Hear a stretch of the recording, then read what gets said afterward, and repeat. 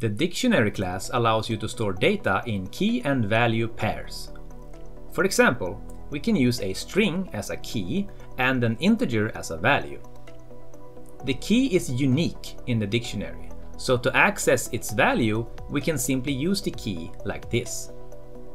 And since we have an integer as a value, we can just increment the value like this. In this scenario, we have fruit as keys, so let's construct a function that adds fruit. And we can then use the function like this. But what happens if we're trying to add fruit to a key that does not exist in the dictionary? Then we will get an exception. To solve this, we can use the contains key method and only add to the value if the key exists. But what if we want to automatically add a new key? Let's say we dynamically want to add kiwis all of a sudden.